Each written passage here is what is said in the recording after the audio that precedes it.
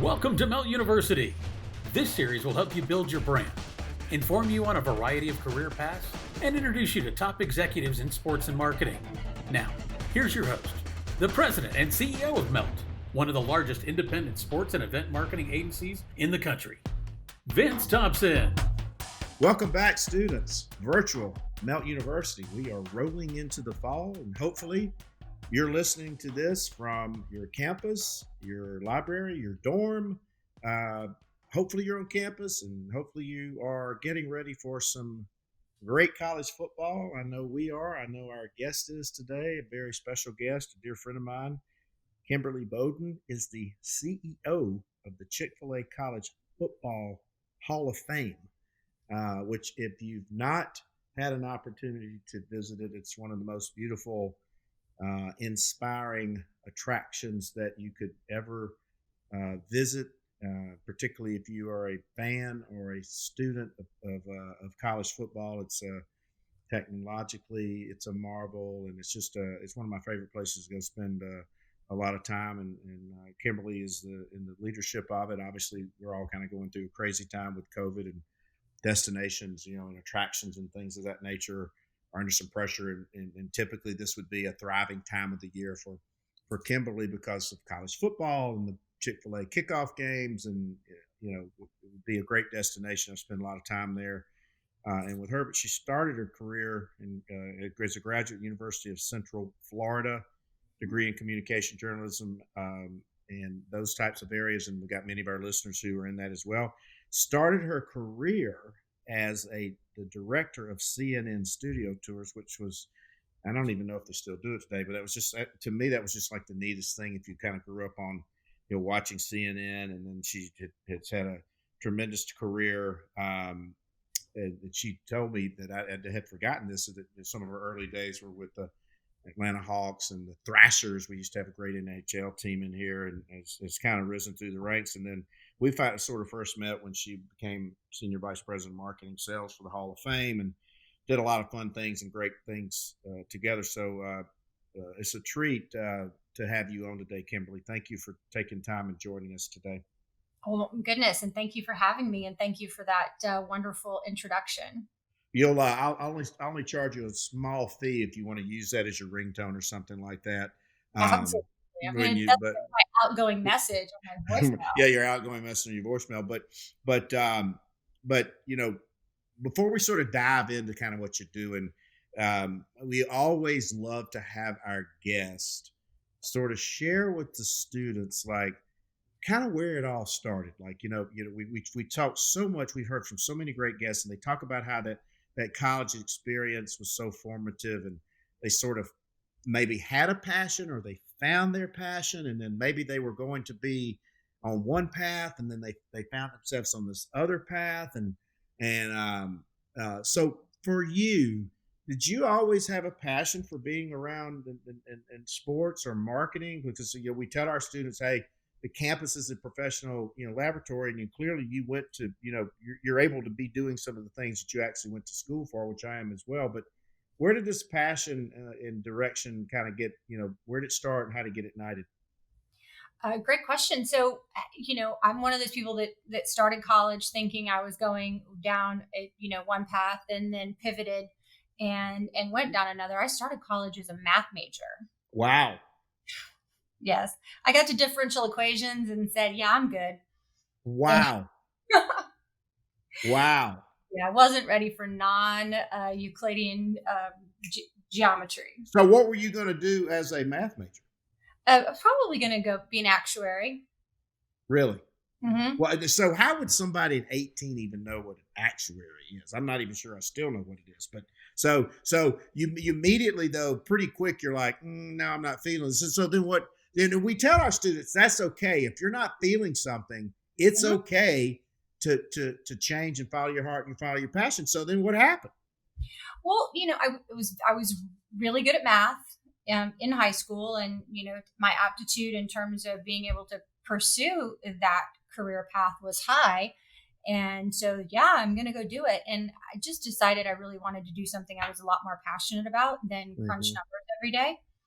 And I had a great opportunity to start working at Disney one Mm-hmm. summer, in between college Yeah, semesters. in Orlando, I'm assuming, because that's where you were, right? Yes, at Disney World. I was actually Mm-hmm. at Disney Studios. It was in Disney MGM Studios at the time.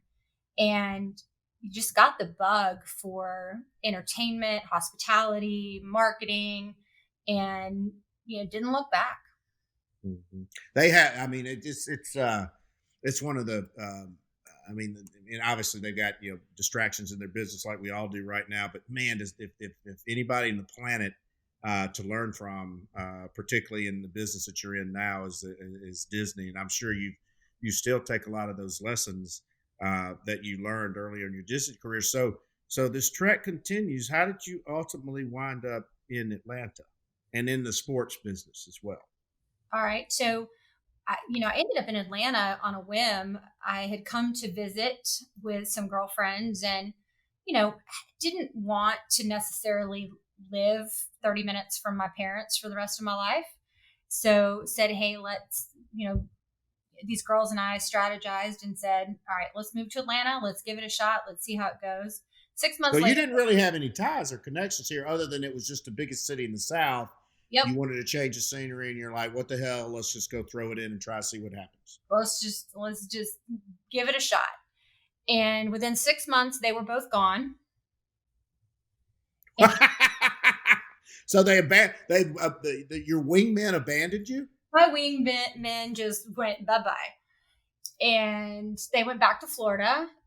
But I had landed a job at Turner and I wasn't going to leave. I mean, I was working at Turner Broadcasting and I was going to see where it took me. Mm-hmm. So, And people forget, you know, now there's like 9 million forms of media and platforms and all that kind of stuff. But yeah, back in the day, Turner Broadcasting and Ted Turner, huh? back in the day, easy now. No. I'm saying back in to say 10 years ago. Let's say what it was. Okay. Back in the day, Turner Broadcasting and Ted Turner was like the like I dreamed about working there. Uh-huh. I mean, it's like so you get there and then so you fall in love with kind of you're in Atlanta and you fall in love. So what's the trek and what's the path? So I was in their ad sales division for about 3 years and was kind of using my advertising and public relations degree in that area.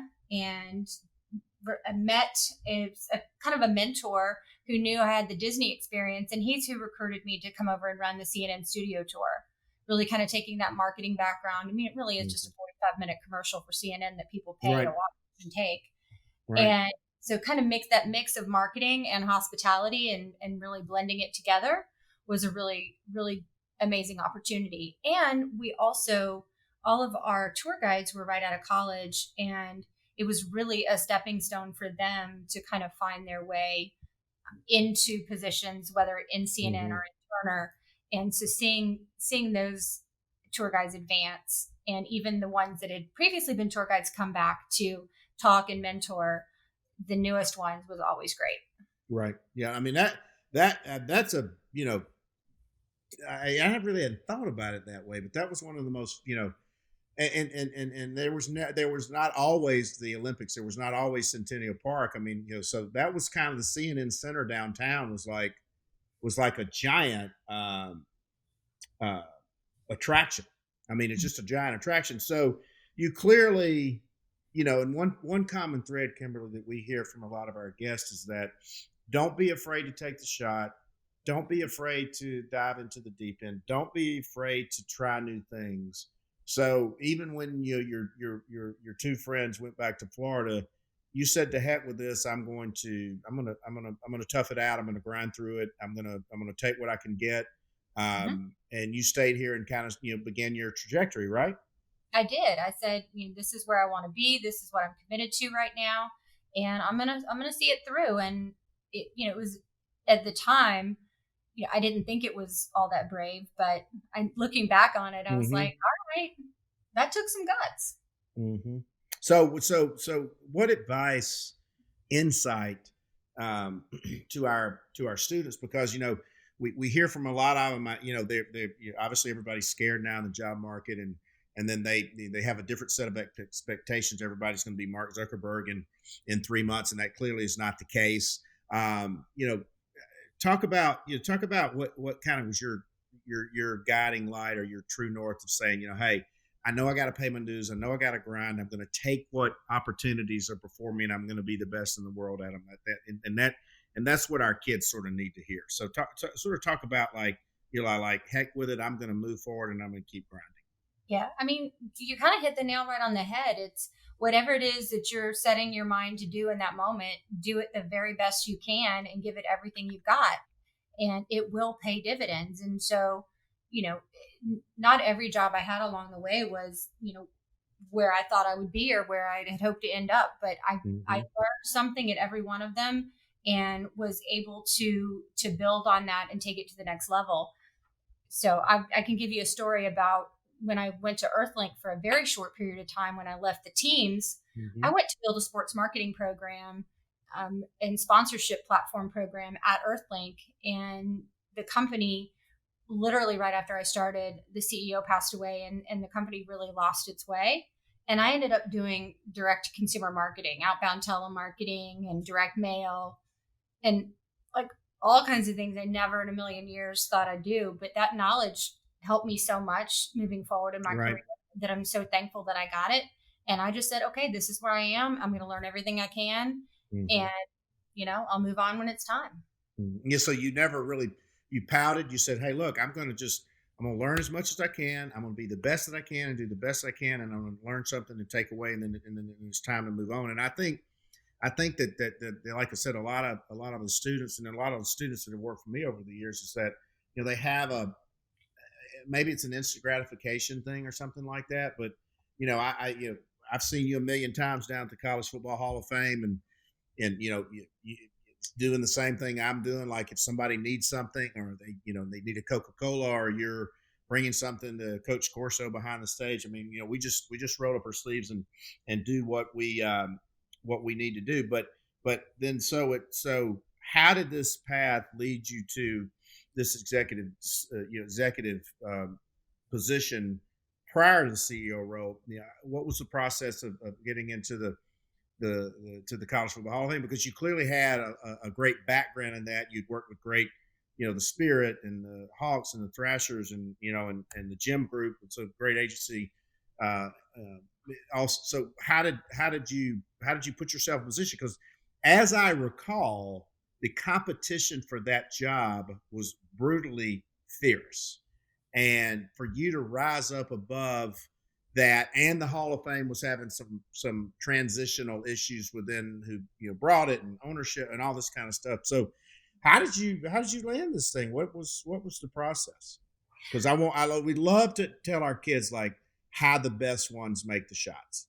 Well, thank you. And thank you for that. I, again, talk about a non-linear career path. And I spent 7 years after I left Earthlink and the Spirit and in pest control. I spent 7 years with Arrow Exterminators, which is a wonderful company here in Atlanta. So it was you 6 or 7 years, right? Yep.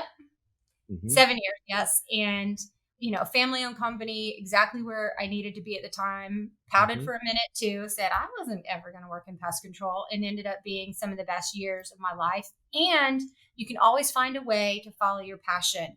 My legacy at Arrow is I did some of their very first sports sponsorship deals, including the Dallas Cowboys, obviously our hometown teams, the Hawks and the Braves and the Falcons. And now their portfolio, they expanded to the Texas Rangers. They have quite a few colleges. They have just continued to grow that after I left. So very proud of that legacy. But you can always find a way to tap into your passions no matter where you are. Well, the other thing is that, I don't think that anybody had really ever thought about connecting a pest control. Arrow Exterminators is a tremendous company with a very targeted strategy against sports sponsorships. And I remember, I'm like, man, who the hell is doing this? And I need to try to figure out how to get to them. It's like at the time. So, so you combined your passions, you combined your experiences. You never thought you'd be, marketing at a pest control company, but then you sort of merge and meld all those together, and hugely successful. I'm sure that just drove the results because I remember I used to go to the Braves game and some other games, and I was like, man, that makes a lot of sense. Nobody really ever thought about, using sports as a medium to promote this type of product. So then, as well, go ahead.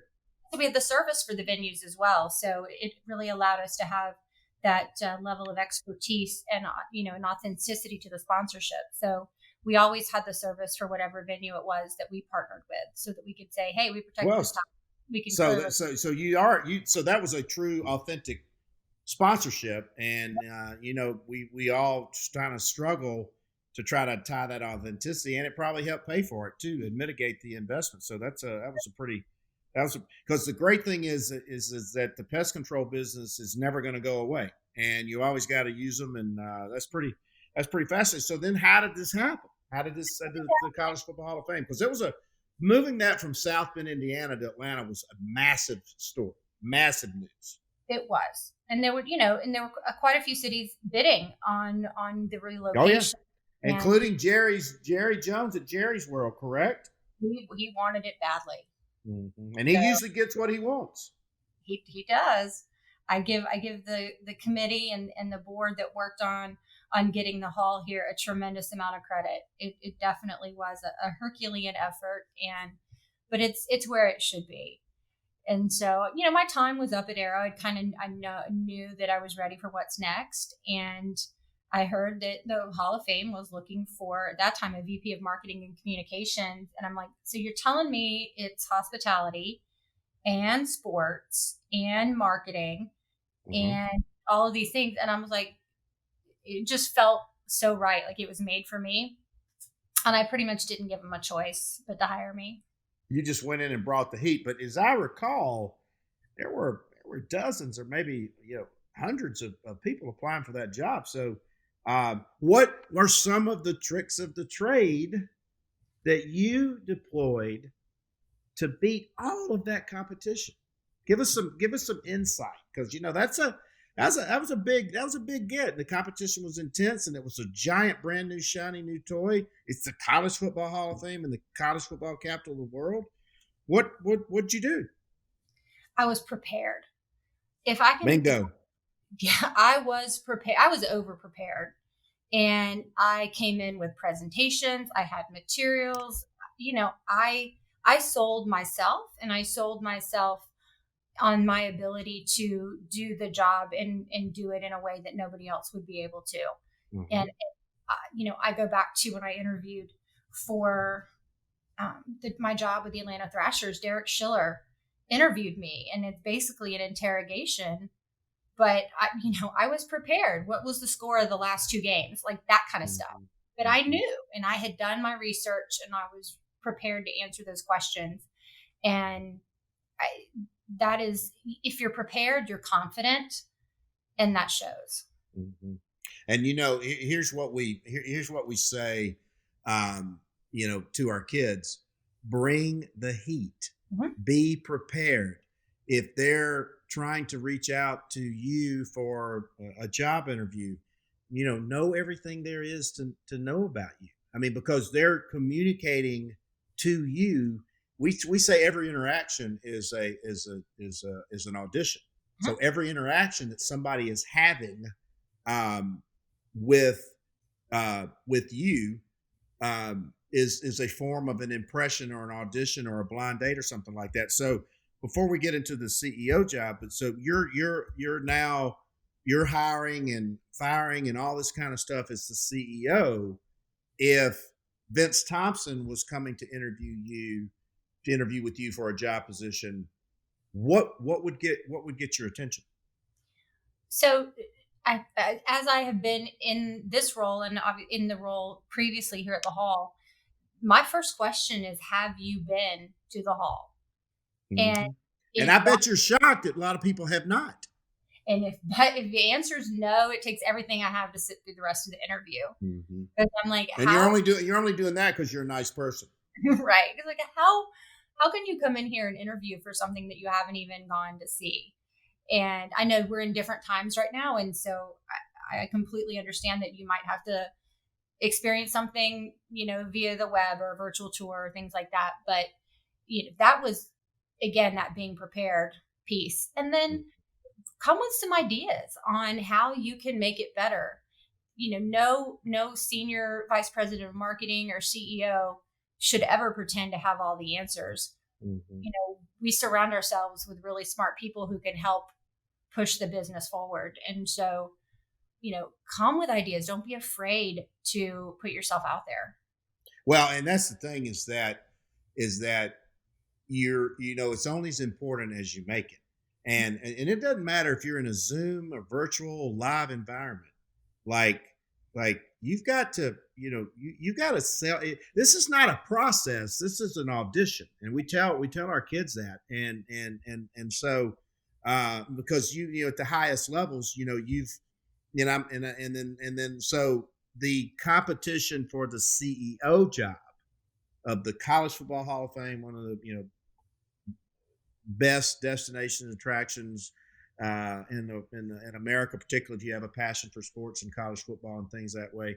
So tell us the preparation process to do that, because again, what we're also trying to explain to them is this competition for these jobs was already brutal coming into the entry level world. And now that so many people in marketing services are unemployed, they're going to be willing to take a lesser job for lesser salary to get back in the game and get money coming in. So these entry level kids now, it's going to be the worst it's ever been, particularly in our sector. So talk about your preparation process to win the CEO job, because that's a big deal. And I know personally the competition was fierce. And I will tell you, they made me earn it. And I look back on Mm-hmm. it, and I'm really thankful for that, because, I know without a doubt that, that I did everything that I needed to do to earn this role, and that it wasn't handed to me just because I was an internal candidate.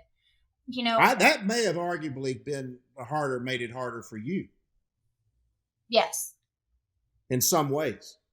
Absolutely. Because I had to convince them that I could do things differently enough mm-hmm. without necessarily saying that the way things had been done. Right. That's a hell of a balance. So you had to give it a lot of thought and preparation. Exactly. Because again, that I had in the way I positioned it was, I can give the stability to this organization, but I also have a vision. And that's what I sold, was stability, but stability does not mean stale and static. Stability means, relationships, understanding the business, consistency, but with a vision. And so that was kind of how I went in. Mm-hmm. Mm-hmm. Well, I love that. And those same rules and standards apply across the board. So, and let's take out the fact that I think you got the CEO job maybe like 4 weeks before everything hit the fan with COVID. So you've been in how about 4 days? Oh, 4 days. Only 4 days. I was trying to give you a little more soft landing there. So you take this job 4 days prior to COVID hitting, and then on top of that, unfortunately, we had some unrest in the city, and there was some physical damage to the Hall of Fame. And so, as they say, the best laid plans of mice and men. Mice and men.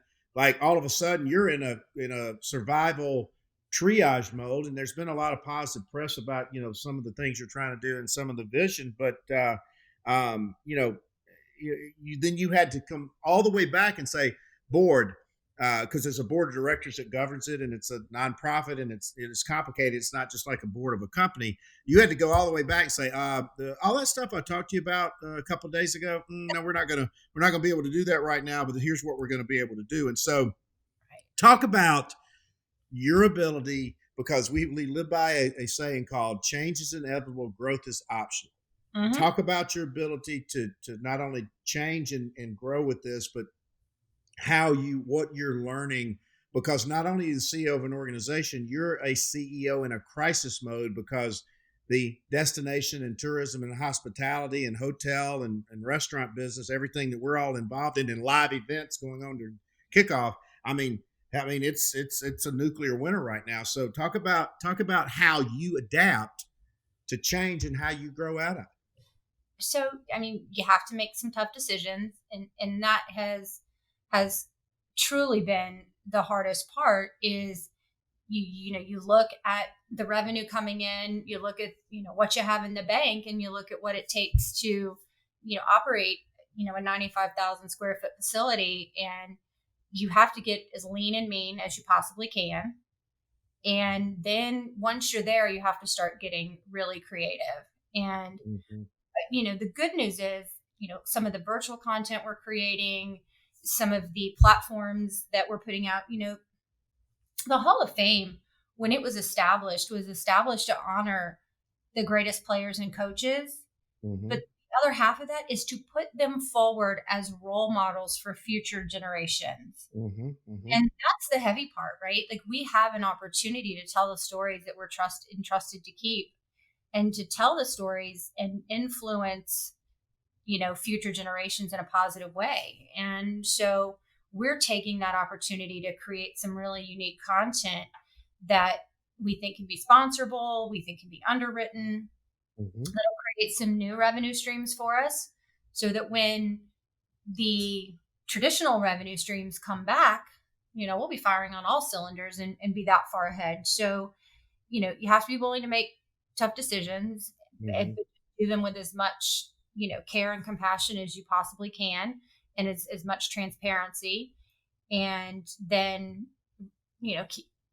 obviously continuing to motivate the staff that you have left, and just be as transparent as you can with them, and, Mm-hmm. and keep them grounded in the current reality, because you don't want, you can't say, well, this will be over in a month, or this will be over in 6 months, because we don't know. So we have to kind of stay grounded in the reality where we are right now, but have faith that this too shall pass. Mm-hmm. Mm-hmm. So, Because you've got to. I mean, and I'm in my role as CMO, I'm doing a CEO. I'm doing the same thing you're doing. I'm coddling, and then I'm trying to push people to do things. We're pivoting the business. We're changing things. I'm pushing people out of their comfort zones, because we got to do more with less, and and all that. And it's it is daunting, but I think obviously with the perch you occupy, when your path to be there, and certainly your path, and we tell our kids that life is not linear, and of course they're living it and breathing it in real time right now, but I think your path is a testament, and being the CEO of this just spectacular facility, and then the fun part of really getting to interact with not only Mr. Dan Cathy, the CEO of Chick-fil-A, which in itself is a great thing, but you get to have, and you've got to meet some of the greatest current and former coaches and athletes of all time, and so anybody stand out, anything stand out, like any one encounter that you've had with somebody special from down there, because you interact with the greatest, you're down there with Nick Saban and Dabo in a championship trophy, then you're there with Peyton Manning, then you're there with some of the greats and Heisman Trophy winners. So any favorites that stand out? Well, they're all my favorites, but I will any favorite story, any fun story. I've got a couple of fantastic stories, and you mentioned Peyton Manning, but you left yourself off that list, Vince. I mean, you get to interact with the great Vince Thompson. I mean, that is a benefit. Hang out with you. That is a benefit. So one of my favorite stories, Georgia Tech was playing Tennessee in one of the kickoff games, several years ago, and Peyton Manning was in town, and he was being inducted into the Hall of Fame class later that year. And his father, Archie's already in, and he had not seen the new building. And so we brought him in the back and started showing him around, and, couldn't have been a nicer guy. Mm-hmm.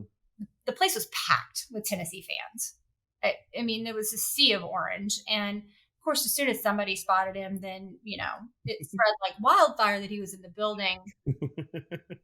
And so then it's like the Pied Piper, and, we have security. So he actually has an exhibit in the building uh-huh. called Ask the Players, and he's one of them. Yeah. And so this lady decked out in Tennessee orange, just like hitting every single button, like listening to every word he says, like it is the gospel. And she gets done and she turns around and he's standing there. Oh my goodness. Was that the best?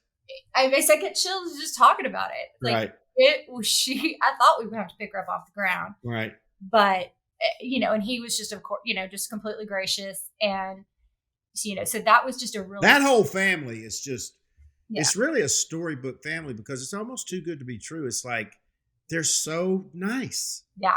And they're not, even if you've just been around and you don't know them, they don't define themselves as football players. They just find themselves as good human beings and people. And I think that emanates out of, Archie Manning, who's just, one of the kindest human beings alive. But just the fact you get to rub shoulders with these people, but you do realize at the end of the day, they're just folks just like the rest of us, and had possessed different skills and different things. But so as we wrap up, we always like to share with our students and our listeners, like what are some of the go-tos, and really not necessarily, it can be, but not necessarily industry newsletters, or what are go-to sources of information or inspiration or books or podcasts? And I know you're really busy and working mom and COVID and daughter in school and all this kind of stuff. But anything that informs and inspires you, you'd like to share with our students? Well, we won't talk about my true crime obsession. Oh, we have a true crime obsession.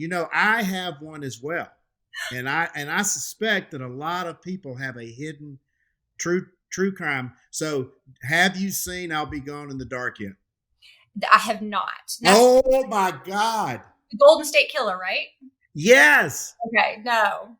And so you're truly true crime. This is the ultimate. Yeah. True crime. You got to see it.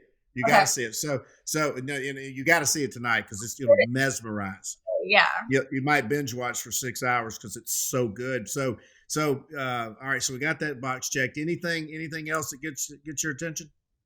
I actually subscribe to newsletters. I read the D1 Ticker. Yeah, that's really good. We tell the D1 Ticker. We had Jason Belzer on, who's one of the founders. Okay. And then I do with the Wall Street Journal. I do their CMO newsletter. Right. And the top 10 stories of the day. Mm-hmm. So they curate a nice collection of information. And I really find the CMO one very helpful, especially in this time. Right. That we're trying to navigate. And then I just listen to one of my favorite authors. I read her books and I listen to her podcast, and she's my inspiration, and that's Brene Brown. Okay. Talk about that for a minute, because I know her, but I don't follow her as much. She wrote a book, Dare to Lead, Braving the Wilderness. So it's all about being authentic and being vulnerable and leading from a place of vulnerability and knowing you don't have all the answers, but having the courage to say that and then go find them. Mm-hmm. It's okay to be vulnerable. It's okay to be, because you're really actually showing your authentic self by being vulnerable, right? Yeah. And so it's really just about breaking down, what you think you're supposed to be and just being who you are. And so she has podcasts, and it's called Unlocking Us is her podcast. But, the Dare to Lead is just a great book.